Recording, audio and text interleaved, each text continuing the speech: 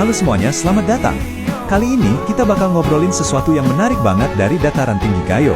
Ini bukan cuma soal kopi yang udah terkenal kemana-mana, tapi juga soal kebanggaan, budaya, dan sebuah kontroversi unik yang ternyata tersembunyi di balik sebuah nama. Penasaran kan? Yuk kita bedah bareng. Kalau kita ngomongin kopi Gayo, siapa sih nggak kenal? Aromanya itu loh, khas banget. Udah menang banyak penghargaan di mana-mana, namanya udah mendunia. Bener-bener produk kebanggaan yang bikin nama Gayo itu dikenal di level internasional. Tapi, nah di sini nih anehnya. Kopinya boleh terkenal seantero dunia, tapi coba deh kalau saya suruh kamu tunjuk Gayo di peta, mungkin kamu bakal garuk-garuk kepala. Agak bingung kan? Kok bisa ya nama yang segitu kuatnya di dunia kopi, pas dicari di peta malah jadi nggak jelas begini? Oke, kita masuk ke bagian pertama, paradoks identitas Gayo. Yuk kita coba pahami, kenapa sih identitas Gayo ini kok rasanya kayak terpecah-pecah, apalagi kalau kita lihat dari nama-nama kabupatennya. Jadi, Mara Halim, penulis yang jadi sumber pembahasan kita kali ini, punya cerita menarik. Coba bayangin, ada temen bule nanya, Gayo itu di mana sih? Kamu pasti dengan gampang nunjuk Kabupaten Gayo Lues. Tapi, pas mau jelasin kalau Aceh Tengah sama Bener Meriah itu juga Gayo, nah itu butuh penjelasan ekstra. Ribet kan? Nah, perbandingannya ini jadi jelas banget.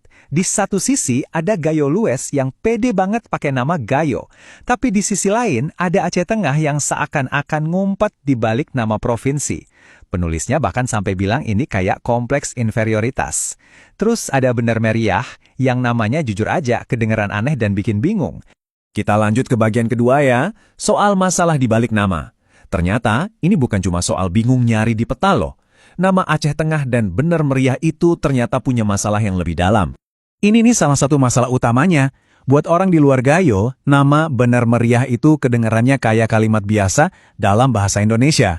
Bener, kayak logat Betawi gitu. Terus meriah, ya artinya rame. Jadinya malah kayak, wah meriah bener ya.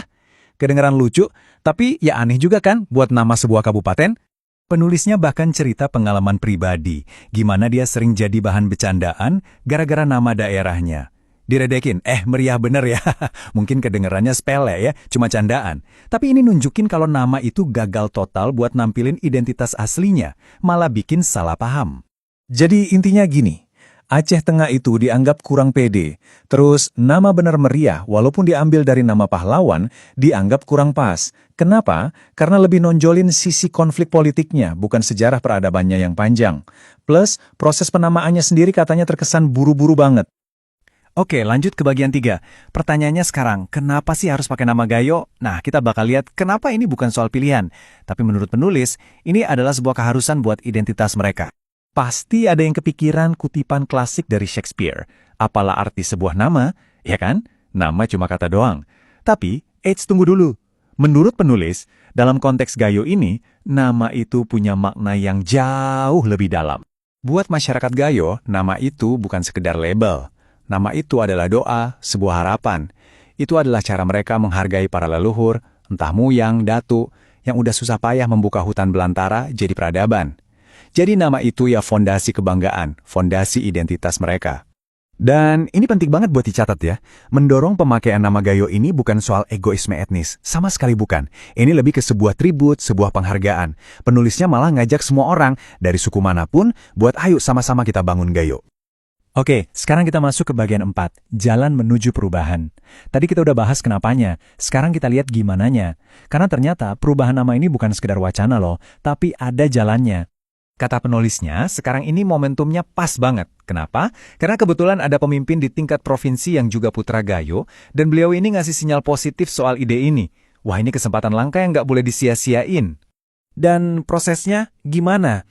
Ternyata udah jelas kok aturannya. Secara hukum, ini diatur di Undang-Undang Pemda. Jadi, alurnya itu mulai dari aspirasi masyarakat, prosesnya legal, dan nanti ditetapkan sama pemerintah. Artinya, dari sisi aturan, jalannya terbuka lebar. Nah, kita sampai di bagian terakhir nih, visi untuk masa depan Gayo. Coba kita bayangkan bareng-bareng, seperti apa sih visi Gayo di masa depan kalau identitasnya bisa lebih kuat dan bersatu? Kerennya, penulis nggak cuma kritik, tapi juga ngasih usulan yang konkret. Ada usulan nama-nama baru, misalnya Gayo Linge, Gayo Lut, atau Gayo Deret. Nama-nama ini punya nilai sejarah dan kebanggaan. jadi bisa setara sama Gayo Lues. Dan ini dia visi besarnya. Coba bayangin, suatu saat nanti kita buka peta, dan di sana ada beberapa kabupaten yang semuanya bangga pakai nama Gayo. Ada Gayo Linge, Gayo Luhut, Gayo Lues, dan lainnya. Bahkan, ini bisa jadi langkah awal buat membentuk sebuah provinsi baru. Provinsi Gayo, dengan identitas yang super kuat. Jadi, pada akhirnya semua ini ngingetin kita lagi kalau nama itu bukan sekedar label. Nama itu adalah identitas, sejarah, sekaligus mimpi masa depan. Nama bisa ngebentuk cara kita mandang diri sendiri dan cara dunia mandang kita.